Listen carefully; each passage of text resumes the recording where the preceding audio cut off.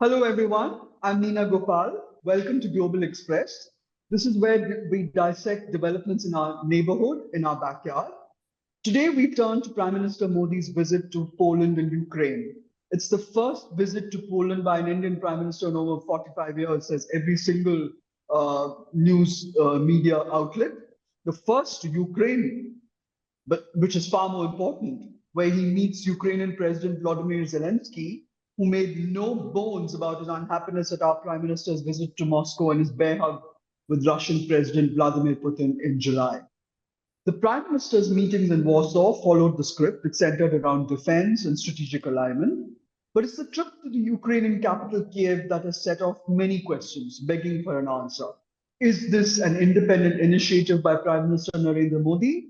Is it at the behest of London or the US? Is this an attempt at a course correction, a signal that India values ties with the West after searing criticism of his trip to Moscow? But how will that impact ties with a much needed, long standing ally like Russia? And can Prime Minister Modi realistically take on the role of peacemaker?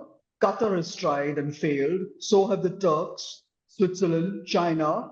Why would Delhi succeed where the others have failed, especially after the Russians, after the recent lightning strike by Ukraine into Russian territory in Kursk, raining drones on Moscow, have said no to peace talks? Not until Ukraine is defeated, says Daniel Medvedev, the deputy head of Russia's Security Council. Talking to us today are three experts on Russia and Europe and the Ukraine war. Major General Jagat Singh, VSM retired, is currently a distinguished fellow at the USI of India. Commissioned in 1981 into the 18th Cavalry, he's held various important command and staff appointments, including a command of an armored division. He served in the UN peacekeeping mission as military observer in Iraq and Kuwait between the two Gulf Wars, and 10 years at the military academy in Dehradun and the Staff College Wellington, and is a prolific writer. Welcome, General. Thank you very much, ma'am. It's an honor and privilege being on this show with you. Thank you. Also with us today is Dr. Gulshan Sachdeva, professor at the Center for European Studies and coordinator, Jean Monnet Center of Excellence, Jawaharlal Nehru University. Welcome, Mr. Sachdeva. Thank you. Thank you. And last but not least, Mr. Manoj Keval Ramani, chairperson of the Indo-Pacific Studies Program at Takshashila Institution, senior associate Freeman Chair in China Studies with the Center for Strategic and International Studies in the US, and alumnus of the US Department of State's International Visitor Leadership Program. Thank you for coming on Global Express, Mr. Manoj Keval Ramani. Thank you so much. Pleasure to be here. General, if I can start with you first, before we go into the whys and wherefores of this highly unusual visit, what can you tell us about the military reverses that Russia has faced in the current offensive by Ukraine into Kursk, taking 1,560 kilometers? What are the implications? Because most analysts, military analysts, had written it off as a stalemate, that that Russia and Ukraine were just going to play a cat and mouse game. But here you have an intrusion into Russian territory for the first time since the Second World War. So please tell us, why did Ukraine take the battle into enemy territory? Yeah, it's actually a very interesting turn of events as to why Ukraine decided to do this and to what extent Ukraine is now strategically imbalanced having done this. So there are a large number of analysts who are saying that Ukraine has actually fallen into a trap by doing this. Now, that's very interesting. Yeah, so I'll just give you a broad overview. So far, the Russians had gone into parts of eastern Ukraine and they were pushing in the area of Donetsk and Luhansk. Now, Ukraine has finite number of troops which was holding the border, and behind that they have X number of troops which will act as reserves either to contain any further ingress or to push the Russian offensive back. That is the broad strategy. Now, to do this, they had requested and got and had been supported by certain amount of Western weapons, which they got over a period of time. But getting weapons is one thing. Handling the weapons in combat is yet another thing. So it takes time. So people were looking for a Ukraine offensive to push them back in the area of Kharkiv or the area of Crimea or going to Zaporozhye. What actually materialized on the 6th of August and which is still continuing is this inclusion, like you rightly put it, into the area of Kursk. And Kursk historically has been the scene of the largest tank battle in World War II when the I see. Russians pushed the Germans. Germans were about to, surround them, and Russians broke through that area. It was the first salient at that But time. you've So said I'm it's a just, trap.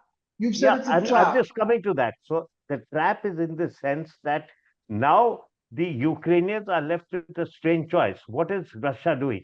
When you weaken, you pulled out troops which were in defense or to prevent the expansion, and you put them somewhere else, you have created a weakness in your seam of defenses.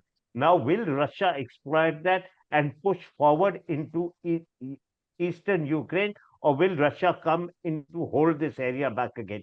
Or will Russia have the option of holding this area with fewer troops and, pushing with a greater force into eastern Ukraine? And the surprising thing, what happened day before yesterday, President Putin, after 13 years, visited Chechnya, and now he's Hmm. asking the Chechens to come in, get involved in fighting him there. And the other thing is why I'm saying it's a trap, because when you push in troops, now you have three, four options. One option is you go deep. The other option is you hold a line which is, secure. Third option is you pull back to a line which is secure, and then you use this area that you've held as a bargaining tool that I've captured this area, you've captured our area. Now you negotiate. So come for negotiation. But if you extend too deep or put too many people into this and go deeper without the ability to follow up, you have a danger of getting cut off. That's why I said maybe they've fallen It's a into a trap. trap by going too deep. Uh, the area of Kursk, which is a significant area, is 180 odd kilometers from the Ukrainian border. Now it's imagining in our Indian context coming from near Amritsar going towards Ludhiana. It's hell of a Yeah. distance. You can get cut off anytime. And do you think they've secured the entire area in its entirety, or are there pockets of Russian resistance still existing over there? That's why I said it's strategically imbalanced at the moment because they don't have the wherewithal, in my opinion, I may be totally wrong, to push forward to a degree. And Yeah, they've used, and the fact is they have to be able to hold on to what they have captured. yes. So And that is first that you is have the to other. hold on and then you push forward. And to hold on, That's right. you require certain amount of wherewithal. They've gone in with 5 brigades worth, which is reported, ICVs which have been given by Germany and US.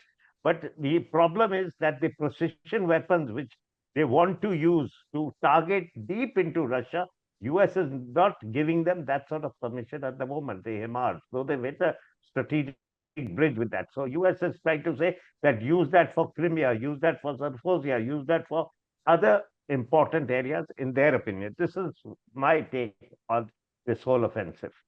So if I could just come to you, Dr. Sachdev, what is the significance of this, this move by Ukraine to sort of, change the balance? I mean, is it really a push for a kind of a peace, talks? Because Russia rejected that straight away and said that there's no question of any kind of peace talks or a swap of territory.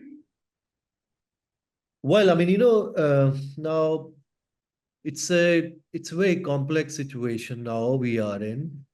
It's going on for quite some time now. And obviously, from both sides, they are trying. And last year, they tried with counteroffensive, which really didn't work. So obviously, I mean, this was a bit of a surprise, I think, to most of the analysts, what has happened now. How it is going to play out in the long run, what kind of consequences this will be, I think it's still too early to say. But one thing is quite clear that this has brought a kind of a new element into what was going on for quite some time now in this whole theater, because there was a bit of a stalemate for the last couple of months there. The Russians had already occupied those 16, 17% of the Ukrainian territory. They were able to hold on despite earlier difficulties, but later on they kind of dig in and they were able to hold on to those situations. And then within that, But as the general said just now about the supply of weapons to the to Ukraine, basically that Germany and the US had been supplying weapons. There's also, I read a very extensive piece on the kind of, the Challenger tanks given by the UK, the air defense missiles, the armored vehicles, multiple rod. The UK seems to be also pushing for, arming Ukraine. Would you agree? I mean, here, why is the UK so bent on this? no, I think this is what, I for mean, the it's all NATO countries. I agree, No, which I are think for the basically last 2 years, since the whole thing happened, I think the whole European countries, they basically feel that this is the major strategic challenge what they are facing now after decades. So they thought, the things have kind of settled at the European space, but now suddenly they felt that no, the Russia they can't really trust, and the principles, and within the European Union, the way things work, this is also a matter of principles of sovereignty, national territory, territorial integrity, etc. And the way I think the whole European project is also it's deciding about certain things in by one particular individual country is different. Of course, they are all independent 27 states, but still what we have seen in the last more than now 2.5 years in Europe, despite certain differences, I mean, there are differences among member states, but somehow by and large, they have put together whether all the sanctions and even all kind of military support which has been going on to Ukraine at the same time, ultimately the NATO has also been revived and the Americans have also pushed many things. So, a lot of things have happened in the last 2 years. And still, I mean, when you talk to Europeans, still, I mean, the end game is not very clear what exactly they are looking apart from broader principles. Whether it's going to be a frozen conflict, it's going to be a peaceful settlement, because that's one way you can say that all right, these are principles. Ultimately, unless Russia moves out from all those areas, you can't have any kind of talk with them. That's a that's right. That's you right. can talk, but this is what broadly they have been kept saying those things. But that when things are different. So now, since there is a new dynamism, now they have also entered into the Russian territory, and I think the general was saying now whether they'll be able to hold on, whether it's how long this is going to happen, whether so all those new elements have come in. Till the time they had not come into the Russian territory, President Putin has always was saying that we are ready for talk, but they want to settle things at the battlefield. So okay, let's settle at the battlefield. Now, since they have entered into the Russian territory, so obviously their first, I mean, the response would be how to get rid of them from their own territory. Then only Of anything else course. will happen. And they would feel that if they are able to hold on, they will be in a better negotiation position. So Yeah, yeah. in the meanwhile, we also have to wait for the American election. So, it's going to go on for quite That's some. true. We'll get to that in a minute. And Get to just that in one a thing, minute. but the way I think things have happened in this whole Ukrainian theater in the last 2.5 years, things are not going to, I think, happen quickly. So once they have entered Russian territory, it will take some time now. It's not that Russia will suddenly quickly, I think we are going to see some new dynamism here in this whole situation. I think it's also very important, Manoj, to note that the drones that they rained on Moscow itself, there were 45 drones in and around Moscow. That itself, I mean, granted they destroyed all of them. The Russians did destroy them, but that brings in, how vulnerable Russia could be, which none of us ever imagined. What do you have to say about the fact that, I mean, you read up and write on all of these issues. I mean, there is a very strong NATO build-up, and here is India, stepping into very sort of sticky territory. I mean, we need Russia's friendship. That's a long-standing ally, as I've said, and it's also our chief defense supplier and oil supplier. But we've also grown very close to Europe. I mean, we have deals with the French and the Germans, and and of course the UK and the US. Uh, before we could, I was looking at Putin's future, which is where I want to lead you guys to next. But where do you see this going? I mean, we've made such a big deal of our strategic autonomy, of our independent foreign policy, and then comes this visit to the two countries which are basically the biggest threat to Russia at the moment. Yeah. Yeah. Look, I mean, I agree with a lot of what the previous speakers have said in terms of, what the general also said about the Russian advances, the possibility of Russian advances in Donetsk. And we're already reading about Russian advances in Donetsk. They are advancing towards a town called Pokrovsk, and they're moving closely, right? So while at the same time, there are challenges that they have in terms of pushing the Ukrainians out now, given that there is a strain on Russian capability also in terms of manpower. I was reading again about the threat of the potential for conscripts being used for conflict even more. That's right. Pushback from mothers of conscripts saying this is not what we bargained for. So it's not as straightforward. Strategically, I agree with what the general was saying. In terms of where India sort of fits into all of this, look, I don't think that the time is ripe for any sort of a peaceful settlement of this conflict right now. And with this new incursion by the Ukrainians, it's only complicated matters much more. And so I don't see any possibility of some sort of a settlement. And I'm also very skeptical that India is keen to play any sort of serious negotiating role to try and bring both sides to the table. I don't think that is what the Indian government is looking at right now. And I don't think it feels that this is a moment where it wants to get caught up in that sort of a situation.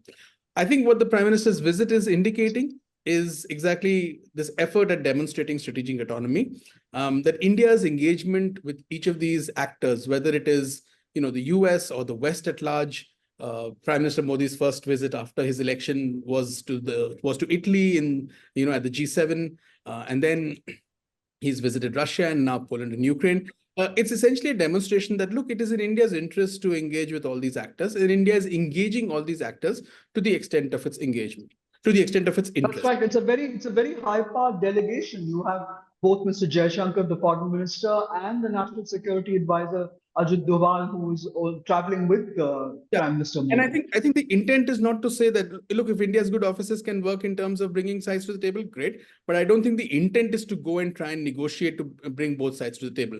The intent is to see where you can further India's interest in this engagement. Also, I think there is an element of signaling to the Ukrainians after the Prime Minister's visit to Russia, signaling to the Ukrainians and signaling to Washington that, look, India still remains a strategically autonomous actor, and its policy of multi-alignment implies that it will engage with all without sort of currying favor with either side. And I think this is essentially how I would read this visit. Yeah, that's very interesting. General, if I can come back to you, I mean, the point when Prime Minister Modi visited Moscow was also a very, hot, war. And that was the point when Ukraine was bombed, Kiev's, hospitals were bombed and schools were bombed. This time too, I mean, you have August 6th and you have the intrusion into Kursk, taking a large chunk of territory.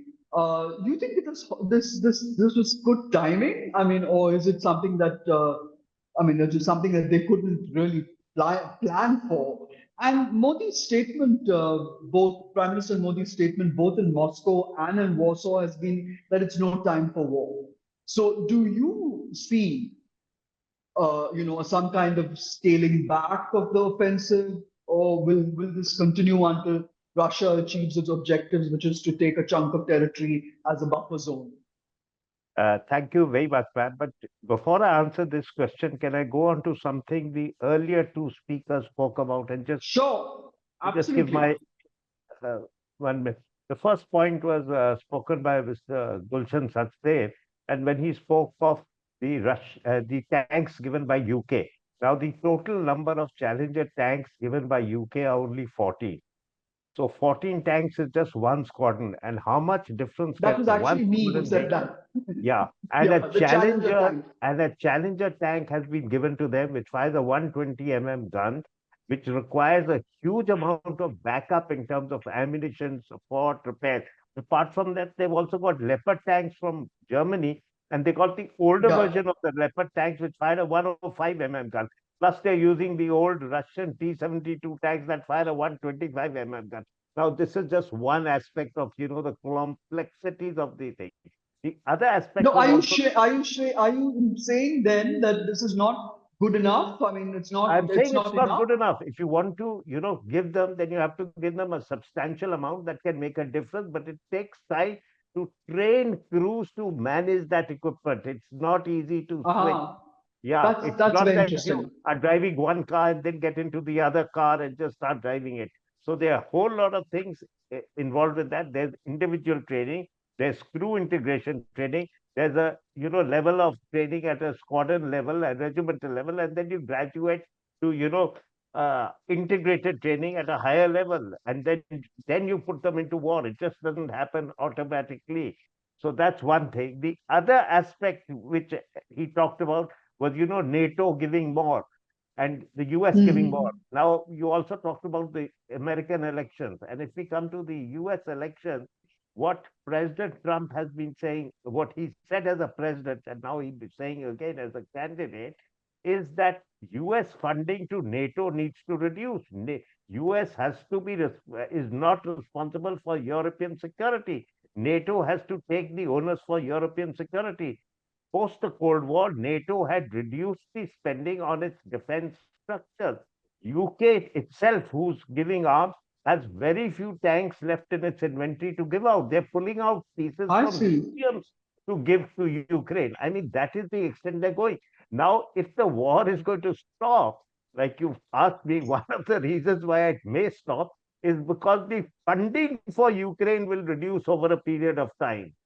I'm I sure, see. yeah, that President Putin today, you see, what was his aims earlier, what was debated, he'll go to the Dnieper River, he'll cut off, the Ukraine's access to the sea, he'll go up to Yes. Odessa. But I mean, now with 2 years down the line, that hasn't happened.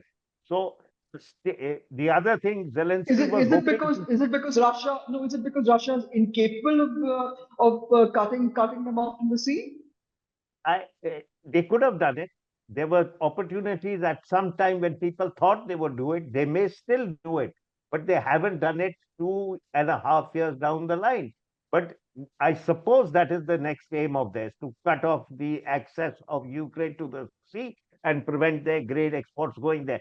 The next issue you talked about is, strategic autonomy. Now, I've got my own take on that. Please don't misunderstand me or say anything. No, But not at all. no, but I say, does strategic autonomy means that you're equidistant from everybody, or does strategic autonomy mean you look after your own interests and lean towards somebody when the time comes?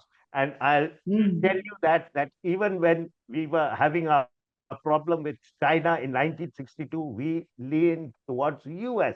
When we had a problem in 1971, we were leaning towards the Soviet Union at that time. So today, Correct. what is happening is there. The other issue which I want to talk about is, you're talking about the president's visit, prime minister's visit to Poland and to Ukraine. Now, if we go back when Yeah. the conflict started, we had a large number of Indian students which were stuck in Ukraine. And which Yeah. way did they come out from? They came out based on our relationship with Ukraine and with Poland. So Yeah. Poland was the place where the minister went and they were pulled out from there. So I think this is also a way of saying thank you. So now, had you seen the images that Ah, had I been see. made of World War II?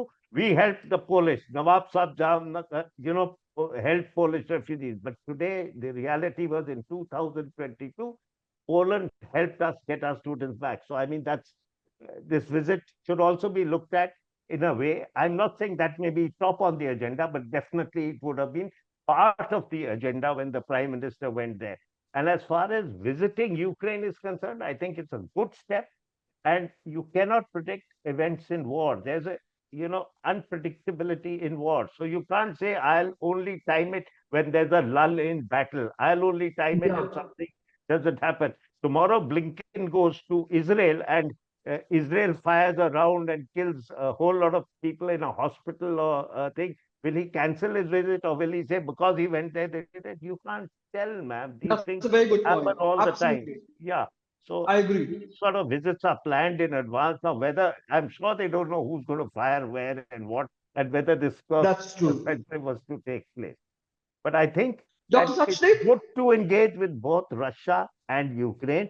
Our problem is, again, something which is my opinion, that today you cannot afford to isolate Russia. The minute the world isolates Russia, Russia is going to get closer towards China. And for us, Yes. that is going to be a bigger problem to have a very close, relationship between China and Russia. That's actually the point I wanted to bring up with Dr. Sachdev, because I feel this whole issue of the global south, I mean, we're saying that we are the voice of the global south, but it basically is because I think does it stem from our concern that a weakened Russia is being drawn into an alliance and a reliance on China and North Korea and Iran? I mean, so it's a new axis, where a weakened Russia is no longer going to be able to even put up a fight when it comes to China, China's tactics on weakening India.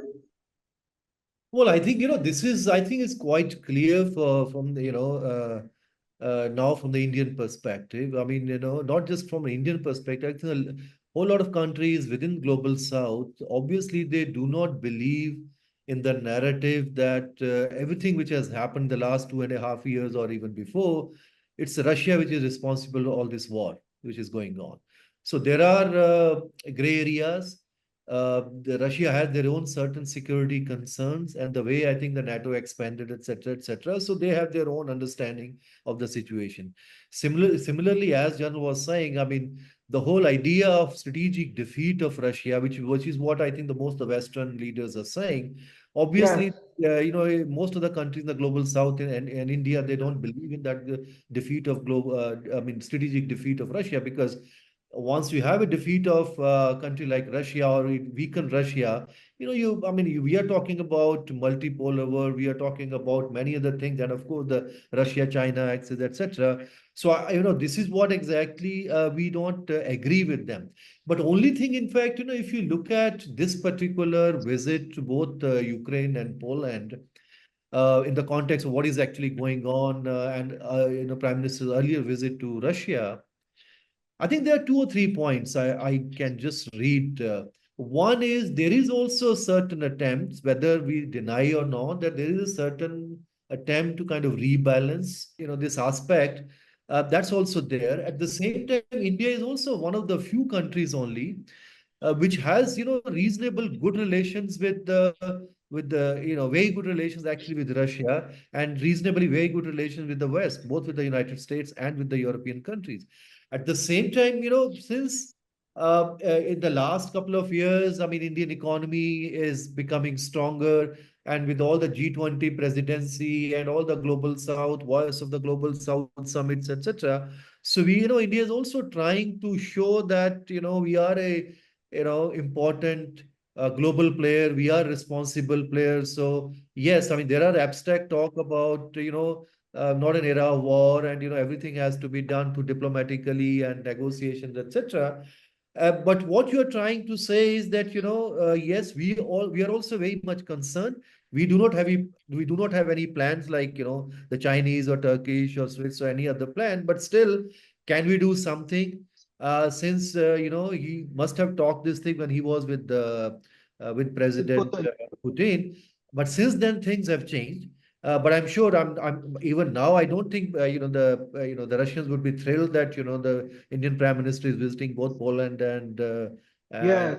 Ukraine. But still, I think we can manage those affairs. At the same time, India also, if the problem is that what is our strategic and political objectives here in Ukraine? Because if those things are pretty clear, like when there was that kind of clarity was there, say, for example, in Afghanistan, we were able to invest more than $3 billion in Afghanistan. So it means India has those capacities to do not militarily, but in many other areas as well. But those kind of clarity, those kind of things are not there because, normally most of the countries in the global south, we believe that this is a Western project, whatever they are doing. So let them handle it. I mean, NATO is there, Americans are there, Europeans are there. But only thing is that we are the one, we are being affected by what is going on there. So if you can resolve, and, as far as the mediation is concerned, and I think if you go back to the history, it's not just only European, it's basically between the Americans and the Russians. And Yes, it they is. are capable of talking to each other even now. And they have, Yeah. in the past, I mean, they had a so prisoner it is swap. only They thing had a maybe, prisoner swap. yeah, so we saw that in the prisoner swap as well. So, when there are conditions and both are kind of satisfied that now it's time to talk from the stance from both sides, then they will talk perhaps. I mean, others can later on. Only thing we are hoping that there is certain kind of settlement. There is no, all the war and or there is a kind of ceasefire or whatever. Then perhaps I think the role of country like India would grow, because then I think it would be expected that, like Afghanistan was an international project, they would like, of course, I mean, it's not that they do not have resources. I mean, they can rebuild. I mean, the World Bank is saying it will take about $500 billion to rebuild, Ukraine. Ukraine. But I think they would like to make it an international project. And since India is also a close partner of the, United States and Europe, maybe India can come at that point of time, maybe with That's slightly right. larger, reconstruction effort, because there will also be opportunities for our companies as well to go and, engage in that kind of work. So, there are many, That's many dimensions of this, and that perhaps India is working on this. Yeah, that's a good point, actually. That's exactly what everyone is talking about. The fact that India will probably play a role, not in mediation, but in reconstruction. Manoj Ramani, if I can come back to you.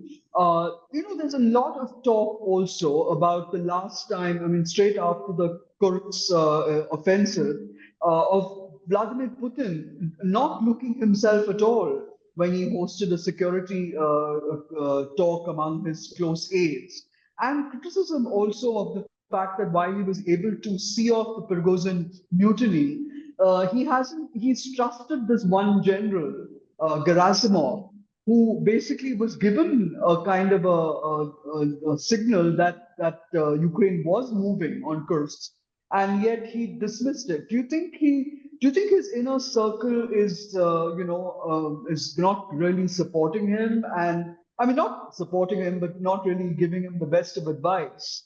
Do you think President Putin is there for the long haul? Is there anybody who can challenge him at all? Okay, so you're asking me to essentially decode a black box, which is not really going to be easy.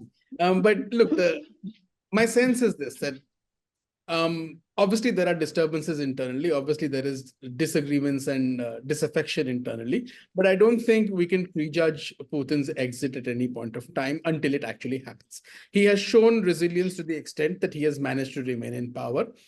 With whatever level of paranoia, the Western media has talked about, he has demonstrated his ability to stay there, and he has demonstrated his ability now 2+ years into this war. I mean, there's no question he is one of the canniest leaders there is. There's absolutely no question about that. And there is no evident political opposition that has demonstrated capability to mobilize and therefore to challenge him. So if there has to be an internal coup, like I said, it's going to be really, really difficult for anybody to predict any of this. But that is essentially the only way where I think that he would exit, naturally or unnaturally passing away. I don't think that there is any organized political movement which can challenge his authority within the system. And if there even when you see nascent signs of something, it gets immediately sort of crushed. I don't necessarily think, from what I talk to also people in Moscow, that there is necessarily a lot of public anger with regard to Putin. That's the other interesting point. Yes. I don't think that his approval ratings, his public perception is that negative that, there will be public outcry of any kind that we can see. That, of course, the caveat to all of this is that this is very difficult to look at in terms of what's happening internally in the country. But has he miscalculated this Ukraine strategy? I mean, the fact is, I mean, I know this old Russia and pre-Soviet Russia had influence and commonalities with the people of all these areas. But do you think going into Ukraine, and causing this much damage was a miscalculation? I think if I was to, Firstly, I think the fact that we are 2.5 years into the conflict and still there is essentially a stalemate and a major power, a great power like Russia is essentially stuck, tells you that there has been a miscalculation. The fact that the Russian economy has essentially been cut off from international supply chains, international finance, tells you that there has been a strategic loss that has taken place. So I don't necessarily think that the decision to go to war was a wise decision. But again, there are different calculations that obviously he had in terms of why he felt he needed to go to war. By all estimations, the assumption was that this would be a quick offensive and there would be a quick success, depending on what the metric of success was thought of, whether it was thought of that you will cut off certain areas and then essentially freeze the conflict. So to that extent, none of that has happened. And the fact that Russia is still today has lost manpower, has lost reputation, has increased its dependency on China, has been cut off from the global economy in large parts. Those are all strategic losses to my mind. That's a very interesting point. General, if I can come to you, do you think this will facilitate any kind of a land swap, so to speak? I mean, do you think Russia would be open to, something like that? They've on the record they've said no, but the Ukraine, I think, was driven by the belief that if they controlled, some of the territory and took over more territory, and they're planning to take over more territory, that they would be able to, initiate some kind of a conversation, because Zelensky's military is also not supposed to be all that secure, right? I mean, we're saying that, that his commander, is also not somebody who you can rely on completely. I can't remember. General Sirsky? I'm mispronouncing his name. Sirsky. Yeah, you see, one of the reasons you brought out is that, that Zelensky undertook, or the Ukrainians undertook this offensive with the aim of capturing territory, which they can use as a bargaining chip later. There are also reports that came in that they feel that if Trump wins the election, he may be pro-Russia to an extent of asking for hostilities to cease and forcing Ukrainians into a bargaining position, and hence to negotiate a ceasefire, and hence they must have some land in their kitty which they can, bargain with at a later point. This is one option.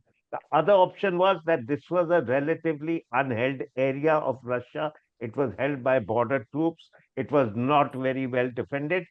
The Ukrainians saw this opportunity. You see, you have certain areas which are vulnerable. You have certain areas which are sensitive, and certain areas which are critical, and you hold them in different manner. So they've saw this as a vulnerability. They came in there, and with the aim of diverting the Russians from an offensive, to divert troops to counter the Ukrainians, and then the Ukrainians could have struck back and captured areas from where the Russians had weakened their offensive or weakened their troops in eastern Ukraine. Now, the third option is that since nobody's invaded Russia since World War II. The Germans were the last people who entered Russia. The earlier two people who entered Russia both had to be a hasty retreat, Napoleon and Hitler. So, I mean, that's, you look at it. That's true.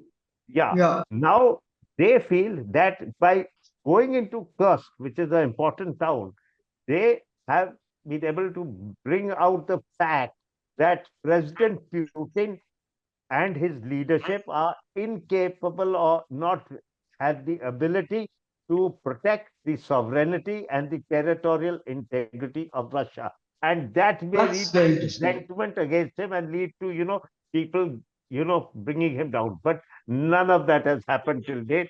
I think President Putin has not viewed this as a serious, inclusion, and he feels he has the ability to deal with it in the manner he deems fit. I mean, this is my take on it. No, it's a very important point. Dr. Sachin, if I come to you on the nuclear escalation, is it being used by Russia as a threat? Because, there's talk in the UK that the UK has held back from supplying Ukraine with tactical nuclear weapons. The Storm Shadow cruise missile is what they're talking about, built jointly by the US and France. and it was used in the Crimea.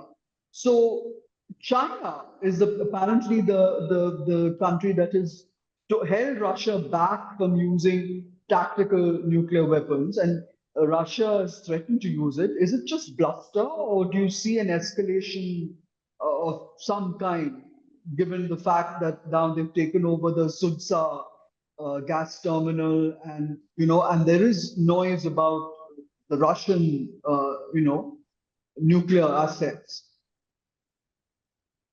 You're asking for me? Yes, yes, Dr. Sachet. Well, I mean, the fact of the matter is, I mean, they have huge number of nuclear weapons. So obviously, if you are threatened, so that's why, your weapons are with you. But obviously, we haven't really reached that stage. So they would always, if you ask that, why you have nuclear weapons, I mean, obviously this is to defend your own territory, defend your national interests. So if those interests are threatened at any point of time, any country would like to use it, and Russians would also use it. That's what they would like to say. But I think the way we are seeing this conflict so far, we are seeing more drones and those kind of things, and some of the other things which have, is a much lower level of that kind of escalation. I mean, we haven't really reached that kind of conflict there. And I think nobody wants, neither the West nor the Russians, I think, are willing. Only thing Russians would like to see, they may not mind it, keeping it as a frozen conflict for decades. I mean, that's not really, but now only thing is, Wow. the many That's unexpected quite things, something. many unexpected things have happened in the last 2.5 years. Since 2014, in fact, when Crimea happened, yes, the principle was the same. But at that point of time, the reaction from the West was different, very, very timid. The only few countries in Europe, I think the Poland was one of them, and other the Baltics, which was saying this is something very, very serious, and the Europeans and the NATO must do something about this, because if they could do something, they can do something more. But at You're that right about that. You're right about that, because they I were mean the alarmed world with, was very their own quiet history. about Crimea. Yeah, Yes. but there was some sanctions, something, but more or less, I think it was accepted that they have just, and it's also a different kind of history of Crimea. But when 2000 February 2022 happened, and this was a time when I think when country like Poland and other, this is what suddenly they become so important here, because this is what they said, this is what we were saying, that Russia is capable of doing many more things which you never thought that this would happen. And since then, and I think in that context, the Prime Minister's visit to Ukraine obviously you can't go to Ukraine unless go to Poland, but there's a good opportunity to meet Polish leadership, because the Poland is playing a very, very important role now, and it's going to play more important role actually in the whole the EU's ecosystem now. I One see. is that it's a big country, and it's on the front line of whatever's happening in Ukraine. This is what the major strategic challenge is, and the leader of And it was also one of the first challengers to the Soviet Union with Lech Wałęsa. yes. Well, no, I'm not going to that history, but I'm talking about in the current situation. You have a Prime Minister, Donald Tusk. Of course, he's also product. He started his political career as a solidarity activist. He was an intellectual start in the 80s. And then, when there was political instability in the 90s, and, a lot of governments were changing, so he had a lot of political formations. But he was prime minister twice before, and then he went to the European Union. And then you have, he was there for the European Council president. He come back here, and the last 8 years, you had the nationalist government, the law and justice government, and they had a lot of troubles with the European Union. But now, since he was there in the European Union leadership, he is very well respected. And the Poland is one of the countries which is very close to the United States among all other countries within the European Union. So many That's things interesting. are going to happen in the context of Ukraine or the broader European security situation. I think Poland would be quite critical. And I think we raising our relationship with Poland to strategic partnership now after this visit, I think it's a very, very good move. So, and Poland, since, we don't have any differences with Poland at all. In fact, we are very close. Only thing is that, yes, I mean, the Ukraine, Indian perceptions are they differs from all European countries, including Poland. So that's the time actually we are talking to them, and maybe that will be useful. Yeah, I mean, I think So basically, we haven't, yeah. basically we're there to explain what our position is from what I'm getting from all three of you. That's where we are, right?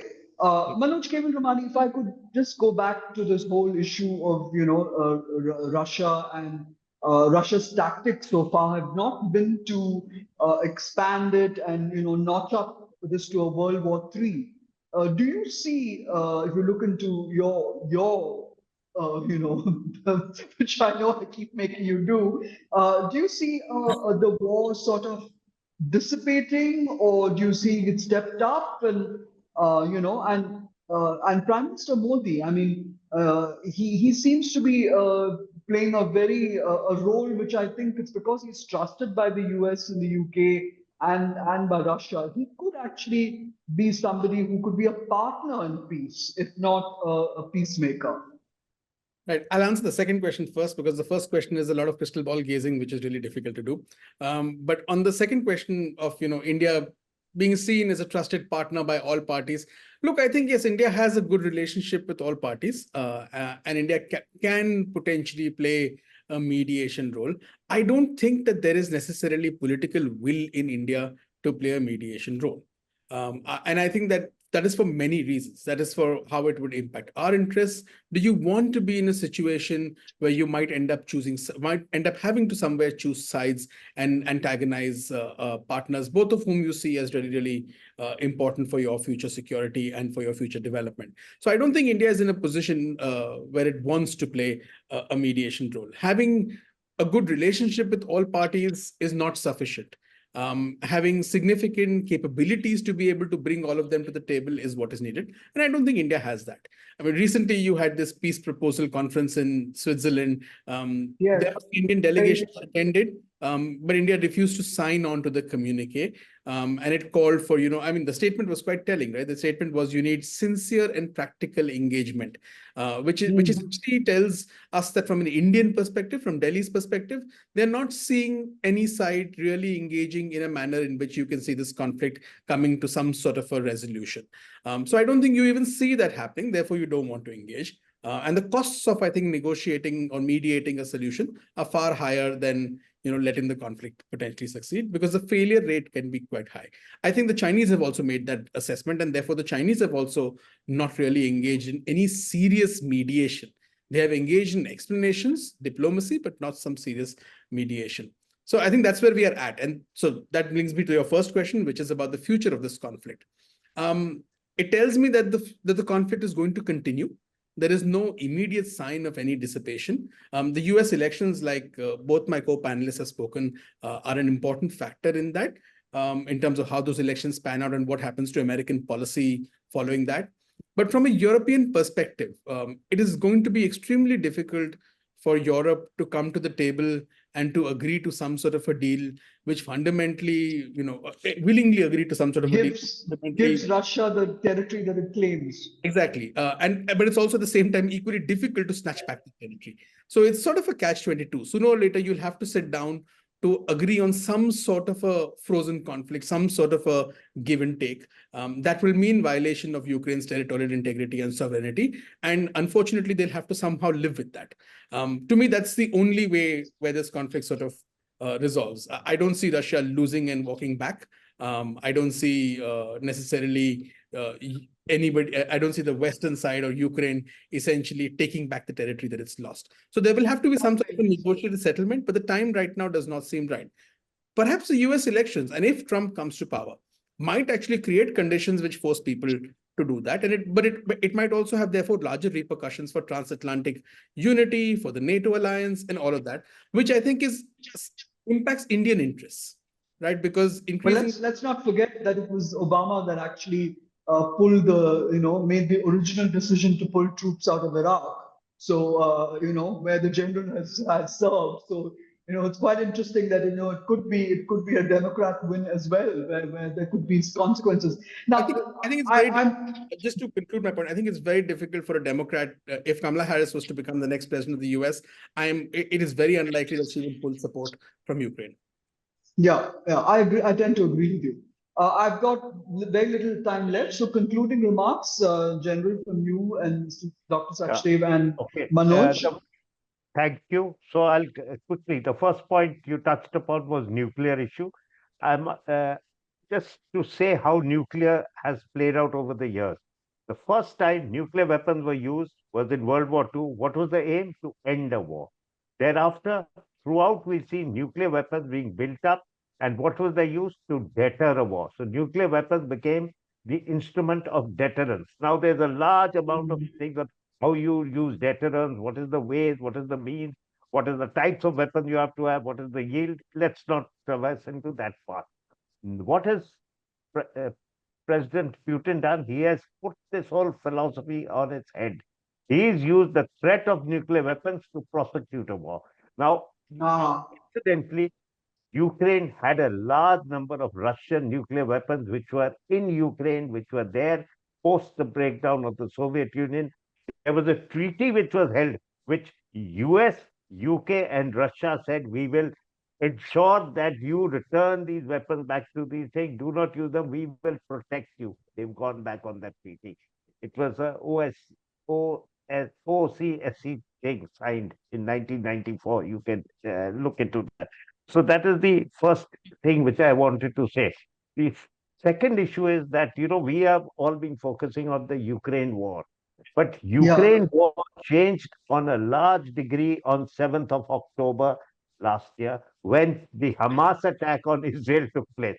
After that, the focus of the US has also shifted to a great degree on Israel. To Israel, and yes, absolutely. Is that US has to figure out in their minds as to where the issue lies. Does the issue lie with Russia? Does the issue lie with terrorism? So you go into Afghanistan, then you suddenly pull out of Afghanistan. Does the issue lie in the Middle East, or does the issue lie, which is the looming facing threat right in their face, which they cannot see, in the Indo-Pacific, where Russia and China now call it Asia-Pacific and not Indo-Pacific? And is that the challenge? Should they stop? I mean, all this has been at the extent of focusing on China to a degree. And you're talking of, relationships and with Russia and the West. Till date, Russia is supplying gas to Europe. The percentage has reduced substantially, but it's not stopped. That's a brilliant summation. So thank you. My point is that where they are, it's difficult to, pull back. It's not accepted.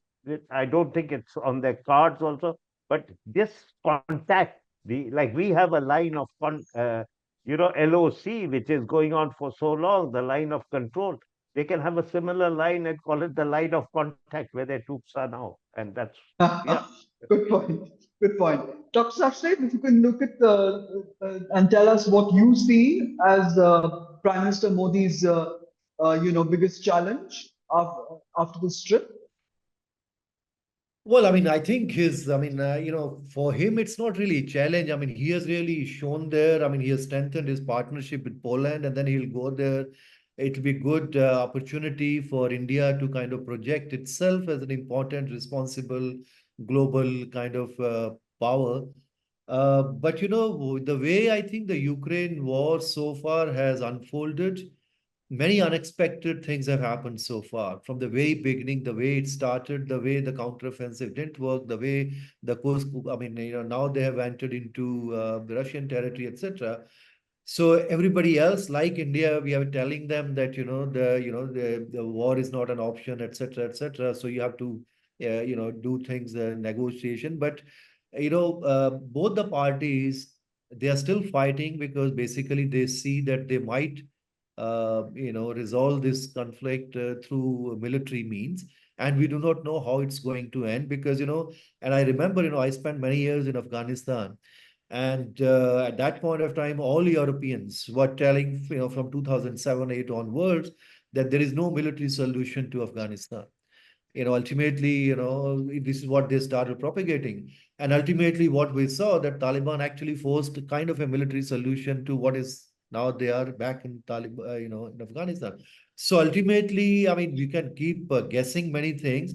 Certain sudden movement and the military maneuvers, sometimes they can really change the direction of where things are going. It's very difficult to predict many of those things. Like it was not easy for anybody to predict what has happened the last 2 weeks, how long it will take, whether it is going to benefit in the long run, as General was saying, or they are trapped, there's something, many things could happen.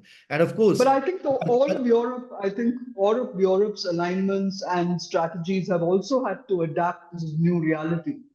yes, absolutely. That, and at the same time, everybody, the moment you have a new situation, then you start, if they feel that, there is a certain momentum in the Ukraine side, you might have more funding, more weapons coming towards thing. If this was something that they are not getting anything out of what they are providing to Ukraine, there is no positive things are happening. So, the moods also change. But we just have to keep, but it's not going to end so soon in any way. That's what it looks like. Thank you, Dr. Sakshet. Manoj Keval Ramani, you haven't brought up China, your favorite topic. What is the game that China is playing? If you could just give us a quick brief on that, that would be good. Sure. Look, I think that from a Chinese perspective, the conflict has been problematic, but it's also been advantageous in some ways, right? Like the general pointed out, it diverts American focus, it diverts American energies. Likewise, does the conflict in Gaza. It diverts American energies and American forces and its diplomatic capacity also. That said, I think that the Chinese understand, and as well as from an American point of view so far, that America has a large enough power that it can, as they say in Washington, D.C., it can walk and chew gum at the same time. So it's been able to do that so far. I think China looks at the war as essentially, an opportunity to essentially create a new security architecture in Europe, which implies, from a Chinese perspective, greater strategic autonomy for Europe from the United States. To that extent, I think it's been disappointing from Beijing's perspective, because under Biden, there has been a sort of reinvigoration of the transatlantic alliance, right? So again, depending on what happens after the US elections, we'll see. But that's essentially China's long game, right? Which is, with the context of this war, it's unhappy because the war created downstream effects. It created economic problems for China. Those were problematic. But in the large sense, it's also useful because it saw a concerted pushback against Western domination of Europe, and it created some fissures potentially between the US and Europe if Trump was to come to power, which Beijing can exploit. Right? So it's created these opportunities also. And if there is some sort of a bargain for a new security architecture in Europe, which accommodates Russia's interests, Beijing will want to have some sort of a replication of that bargain within the Indo-Pacific, which has the West accommodating its core interests. So to that extent, the end game of this conflict is also important from a Chinese perspective. So that's a nutshell. That's a nutshell on China. Essentially on the conflict, I think that from an Indian perspective, it's useful to engage with Europe, particularly as Europe also is looking. There are elements in Europe that are looking for new partners, that are looking for deeper engagement with India. So it's useful for India to have this engagement and to signal its willingness and its understanding of the European security dilemma. And therefore, this visit is important in my view, beyond just the optics and beyond just what Washington might see. And I see it as essentially India practicing its strategic autonomy, which is engaging where Indian interests require it to engage. That's very interesting. India practicing strategic autonomy. That's a fantastic, summation of the whole, Modi's visit to Warsaw and Kyiv. So as we watch how events unfold post this visit to a conflict zone and at wartime diplomacy, so to speak, we have to see how, how Modi is balancing act between Russia and the West has really works to our advantage. I mean, it's better than anything he's done so far on both fronts. So he's reinventing himself for sure and giving India, I think, a major lead role in the future. Thank you very much, Lieutenant General Jagat Singh, Dr. Gulshan Sachdeva, and Manoj Ramani for coming on Global Express. So I must correct you. Well, thank you very much, Major General. Yes, Jagat ma'am, I was Singh. going to correct you. Thank you. Thank you very much, ma'am, for having me on this show. Thank you. Thank you, Dr. Gulshan Sachdev. And thank you, Manoj Ramani. Thank you, viewers. Do click on the New Indian Express website and watch and share the Global Express.